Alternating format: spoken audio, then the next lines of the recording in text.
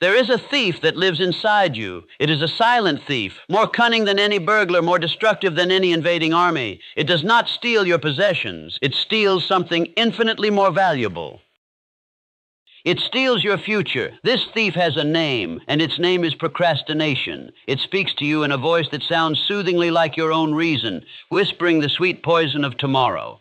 You're tired, it says. Start tomorrow. The conditions aren't perfect, it coaxes. Wait until next week. You need more information, it lies. Plan a little longer. And with each seductive whisper, it robs you of your most precious, non-renewable asset, today. It is the single greatest destroyer of dreams, the architect of 1 billion unwritten books, unlaunched businesses, and unlived lives. The graveyard of failure is filled to overflowing with tombstones bearing the same tragic epitaph. I'll start tomorrow. But there are other legacies. Legacies forged in the fire of immediacy. The legacies of men and women who understood a secret so profound it could alter the very course of a human life. They understood that procrastination is not a character flaw. It is a disease of the will born from a flawed mindset. They knew that the urge to delay is a signal, not a command. They learned to kill this thief not with grand, heroic gestures, but with the cold, hard steel of a single powerful principle. Action is the antidote. Not action tomorrow, not action when you feel inspired, but raw, imperfect, decisive action now. Today you will learn the tactics of this war. You will learn to see this thief for what it is, to silence its whispers, and to drive it from the temple of your mind once and for all. You will learn that the chains of hesitation that have held you captive are not made of steel, but of thought, and you are about to be handed the key to shatter them forever. The root of procrastination is a fundamental error in mindset. You have been taught to believe that you are a vessel for motivation, that you must wait for the winds of inspiration to fill your sails before you can leave the harbor. This is the mindset of a passive victim, a mindset that cedes all power to fleeting external conditions and internal moods. The achiever, the individual who bends the world to their will, operates from a completely different paradigm. They know that motivation is not a prerequisite to be waited for, it is a consequence to be created. You have been waiting for the fire when all along you have been holding the match. The match is movement. The truth is simple and absolute. Motivation follows action. It is not the cause, but the effect. The man who sits and waits for the mood to strike him will be sitting still when opportunity knocks and leaves. He is waiting for a perfect moment that does not exist. He is polishing the tools for a job he will never start. The mind that is allowed to remain idle becomes a breeding ground for doubt and fear. It magnifies the perceived difficulty of a task, transforming a molehill of a challenge into a mountain of impossibility. Procrastination disguises itself as preparation, as perfectionism, as the need for ideal conditions. But these are all lies. It is simply fear wearing a mask of prudence. The only way to break this spell, to shatter the illusion, is to move. Take one imperfect step. That is the creed. The moment your body goes into motion, a powerful shift occurs. Your physiology changes, your brain chemistry alters. The simple act of doing, of engaging with reality, sends a powerful signal to your mind that you are in command. The mind rewards movement with clarity and conviction. What once seemed impossible becomes, through the doing of it, inevitable. This is the great mental shift you must make. Stop seeing yourself as a manager of your moods. Start seeing yourself as the commander of your actions. Your feelings are irrelevant to the task at hand. Your job is not to feel good. Your job is to do good, to do the work, to act. Your action is to wage war on the word tomorrow. Banish it from your vocabulary as it pertains to your goals. There is only now. The only time you truly have is this present moment. That is your only battlefield, your only workshop, your only chance. See now, not as a passing second, but as the point of infinite power where you can change everything. Now is the only time that matters. To kill procrastination, you must starve its source, and its primary source is a lack of belief in your own ability. We delay what we fear we will fail at. Procrastination is the physical symptom of a deep inner conviction that you are not enough. You put off the sales call because you don't believe you can handle the rejection. You delay starting the business because you don't believe you have what it takes to succeed. You avoid the difficult conversation because you don't believe you have the strength to navigate it. Therefore, the most potent weapon against procrastination is the forging of an unshakable belief in yourself. But here lies the paradox that traps so many. They believe they must first feel confident before they can act. This is the same fatal error as waiting for motivation. Confidence is not a gift bestowed upon the worthy. It is a reward earned by the courageous. It is built through action, not contemplation. It is the scar tissue of past attempts, the internal record of having faced your fear and survived. You do not think your way into confidence. You act your way into it. You must use the power of autosuggestion to build a new belief system from the ground up. You must declare war on the inner voice of doubt. Craft a statement that defines your new identity. I am a person of decisive and immediate action. I act with confidence and purpose regardless of the challenge. I am the master of my own will. You must repeat this creed to yourself with emotional intensity, every morning, every night. As Napoleon Hill taught, any idea that is held in the mind, emphasized and repeated, will eventually begin to express itself in outward physical action. You are reprogramming your subconscious mind, replacing the old belief of I am not enough with the new, powerful belief of I am a force for action. This internal work must be paired with external proof. You must collect evidence to support your new belief. Your action is to start small. Choose one minor task you've been putting off, making a phone call, cleaning your desk, sending an email. Now force yourself to complete it. Do it immediately. When it is done, you must pause and acknowledge the victory. Say aloud, I did it. I'm a person who takes action. Each time you do this, you are casting a vote for your new identity. You are laying a new brick in the foundation of your self-belief. Procrastination is the habit of a person who does not trust themselves. By forcing action and keeping these small promises to yourself, you build that sacred trust. You prove, through repeated, undeniable evidence, that you are a person who does what they say they will do. This is how confidence is born. Confidence is the child of action, not the father of it. We procrastinate on that which is vague. An undefined, overwhelming task is a playground for the thief of tomorrow. A goal like get in shape or start a business is so large and ill-defined that the mind does not know where to begin, so it chooses to begin nowhere. It delays. But you cannot procrastinate on a task that is clear, specific, and immediate. Clarity is the enemy of procrastination. When you can see the very next step with crystal clarity, the urge to delay withers. You must take your grand, intimidating goals and break them down into small, manageable, and unambiguous actions. This is not just a productivity trick, it is a psychological necessity. A massive goal creates anxiety, and we flee from anxiety by procrastinating. A small, clear task creates a sense of control, and we are drawn to that feeling. Instead of write a book, the first step is open a new document and write one perfect sentence. Instead of build a website, the first step is buy the domain name. Instead of run a marathon, the first step is put on your running shoes and walk to the end of the block. The successful individuals are masters of this process. They do not see the entire mountain they must climb in one intimidating view. They focus only on the single next foothold. They know that by taking that one step, the next foothold will reveal itself. They gain clarity through movement. The very act of doing the first small thing provides the information and momentum needed to do the second. Action is a clarifying force. It cuts through the fog of overthinking and reveals the simple reality of the task at hand. It replaces the terrifying what-ifs with the manageable what-is. Your action is to take your most important goal, the one you have been delaying the most, and perform this act of clarification. Ask yourself, what is the absolute smallest, simplest physical action I can take in the next 5 minutes to move toward this goal? Do not think about the step after that.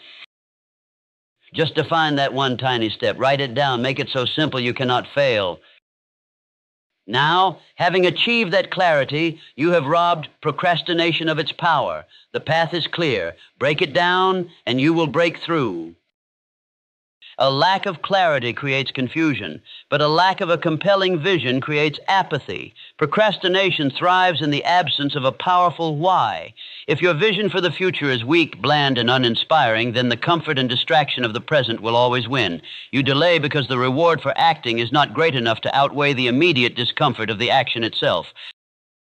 To kill procrastination, you must ignite your imagination. You must build a vision of your future success that is so magnificent, so emotionally charged, and so desirable that the pain of not acting becomes greater than the pain of acting. Your vision must pull you forward. It must be the brilliant light at the end of the tunnel that makes the darkness of the current struggle bearable. This is not about setting a goal. It is about creating a world. You must live in the reality of your future success on the screen of your mind. See the home you will live in. Feel the pride of your family. Imagine the freedom and impact you will have. You must make this vision more real, more visceral than the temporary temptations to be lazy or distracted. When your vision is this strong, procrastination becomes a form of self-inflicted pain. Every hour wasted on mindless entertainment feels like a betrayal of that glorious future. Every task delayed feels like you are actively stealing from the person you are destined to become. This is the state you must achieve. This was the power that drove the great visionaries. They were not motivated by simple tasks. They were pulled forward by an all-consuming vision of what was possible. This vision created a sense of burning desire, a divine impatience that made procrastination impossible. They had to act because the world they saw in their minds was too beautiful to remain unrealized.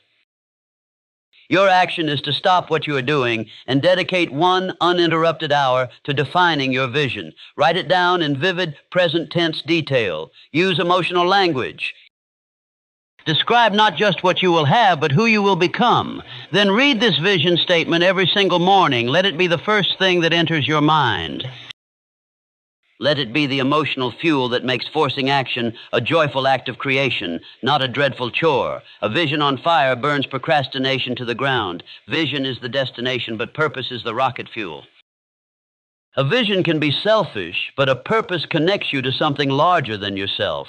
Procrastination is an inherently selfish act. It prioritizes your present comfort over your future contribution. Therefore, the ultimate antidote to procrastination is to anchor your vision to a selfless and meaningful purpose.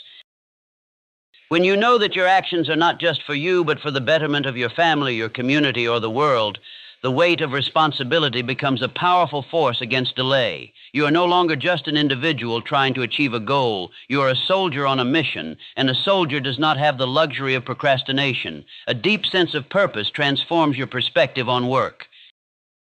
A difficult task is no longer a burden. It is a necessary step in fulfilling your duty. A long day of work is no longer a sacrifice. It is an offering to a cause you believe in. This is why parents will force themselves through exhaustion to provide for their children. It is why soldiers will run toward danger to protect their comrades. Their purpose is so strong it overrides their instinct for personal comfort and safety. You must find a purpose for your goals that is so profound it makes delay feel like a moral failure. A man building a house for his family works with a different energy than a man just laying bricks. A scientist working on a cure for a disease has a different level of urgency than one simply conducting experiments. Your action is to connect your vision to service.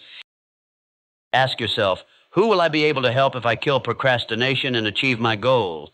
What positive impact will my success have on the people I care about? Define your purpose. Write it down. Let it be the banner under which you march into battle against your own hesitation.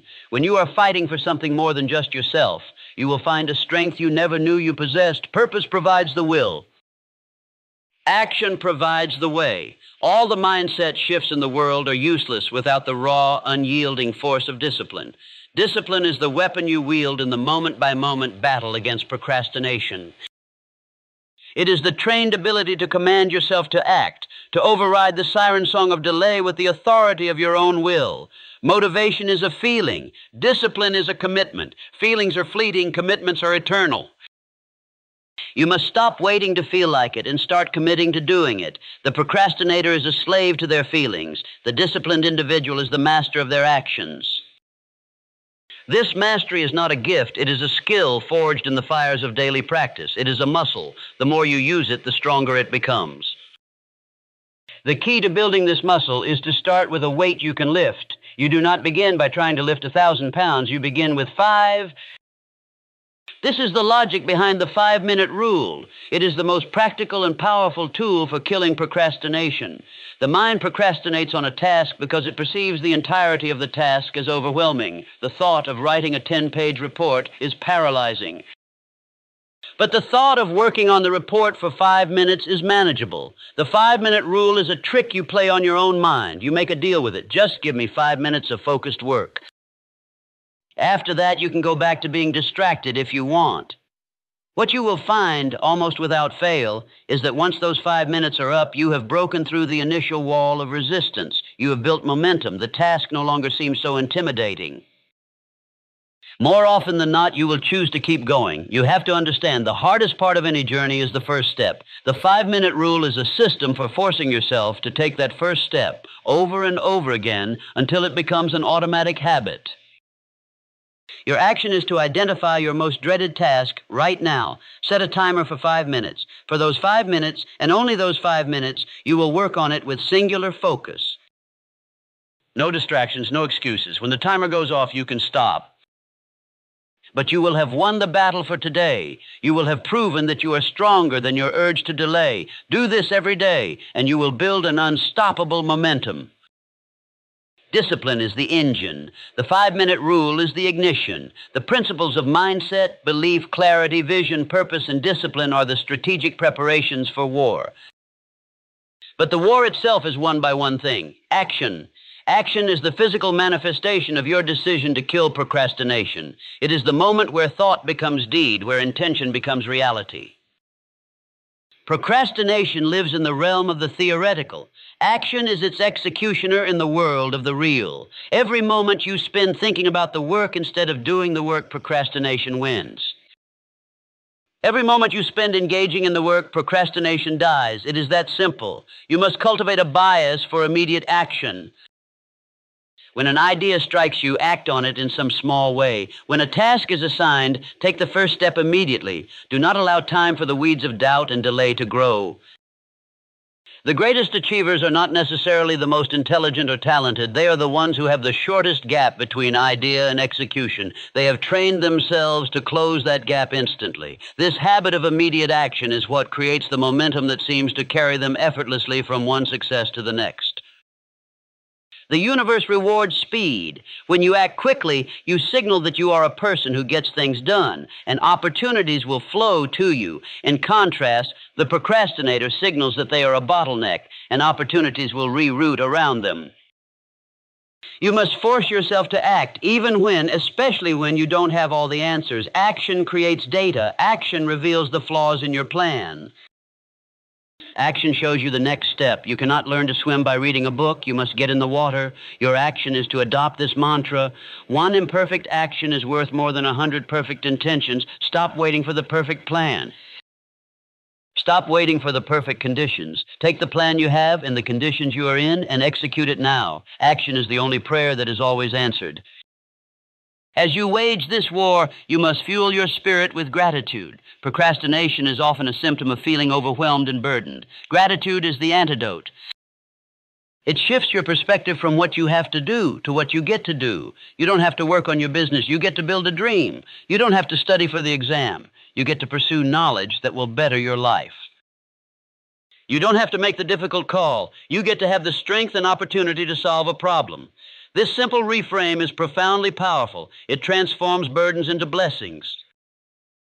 When you are grateful for the challenge itself, seeing it as an opportunity to grow, the urge to delay evaporates. Your action is to integrate gratitude into your workflow. Before you begin a task you have been avoiding, take 30 seconds to identify 3 things you are grateful for about that very task. Grateful for the skill it will teach you, grateful for the income it will provide, grateful for the simple fact that you are healthy enough to do it. This practice will change your emotional state and make it easier to take action. Gratitude makes the burden light. A primary driver of procrastination is perfectionism. We delay because we are afraid of producing something flawed. We wait for the perfect words, the perfect design, the perfect strategy. This is a trap. Perfection is the enemy of progress. You must kill perfectionism by embracing adaptability. Your goal is not to produce a perfect first draft. It is to produce a first draft. Your goal is not to launch a flawless business. It is to launch a business and then iterate. You must adopt the mindset of a sculptor. You start with a raw block of stone, your first imperfect action. Then you chip away, you refine, you adapt until the masterpiece emerges. The key is to get the stone into the studio. You must produce that first version, no matter how rough. To be adaptable is to be willing to be wrong, to make mistakes, and to learn on the fly. This frees you from the paralysis of perfectionism. Your action is to give yourself permission to be imperfect. For the next task you undertake, aim for good enough on the first pass. Get it done. Get it out. You can always improve it later, but you can never improve something that doesn't exist. Progress over perfection always. What happens when you procrastinate, fail to act, and face a negative consequence? This is the moment where the cycle either continues or is broken forever. The weak will feel shame and guilt, which only fuels more procrastination as they try to avoid that feeling again. The strong will demonstrate resilience. Resilience is the ability to forgive yourself for past delays, extract the lesson, and force yourself to act differently now. It is about refusing to let yesterday's inaction define today's action. The past is a lesson, not a life sentence. The most resilient people are not those who never stumble. They are those who get up the fastest. They understand that the act of getting back up after a failure is the ultimate act of defiance against procrastination. It is a declaration that the cycle is broken. Your action is to practice immediate self-forgiveness. The next time you realize you have procrastinated, do not waste a single second on guilt. Acknowledge it, say, "That was the old me," and then immediately take the action you were supposed to take. This act of resilient, immediate course correction is how you build the identity of a person who does not delay. Your comeback is stronger than your setback. Finally, the ultimate weapon in this lifelong war is continuous learning. You must become a student of your own habits and a master of your own psychology. Procrastination is not random, it has triggers. Do you delay when you feel tired, when you feel uncertain, when a task is boring? By understanding your own patterns, you can create systems to defeat them. If you procrastinate when you're tired, schedule your most important work for when you have the most energy. If you procrastinate on boring tasks, use techniques like the Pomodoro method to break them up with rewards. You must study the great men and women of action, read their biographies, understand their habits. Learn how they overcame their own moments of doubt and hesitation. Their lives are a roadmap. By continuously learning and applying new strategies, you become a more sophisticated and effective warrior in this fight. Your mind is your ultimate weapon. You must keep it sharp. Your action is to dedicate 1 hour every week to learning about productivity, discipline, and the psychology of high achievement. The more you know about your enemy, procrastination, the more effectively you can destroy it. The student of today is the master of tomorrow. The war against procrastination is not won tomorrow. It is won or lost in the next 5 minutes. It is won in the small, decisive choice to act now. You have been given the weapons. You have been shown the strategy. The choice, as always, rests with you. You can close this, feel a momentary surge of inspiration, and then allow the thief of tomorrow to whisper you back into complacency. Or you can make a different choice. You can decide that the person you were 5 minutes ago is no longer the person you are now. You can decide that the unwritten book, the unlaunched business, the unlived life ends today. Stand up. Identify the one action that can change everything. Ignore the chorus of doubt in your mind. Silence the voice that says later. There is no later. There is only the fierce, undeniable power of now. Force yourself. Force your hand. Take the step. Make the call. Write the word. In that single act of will defiance, you will not just start a task. You will start a new life. The chains are broken. Your future is waiting. Go. Act now.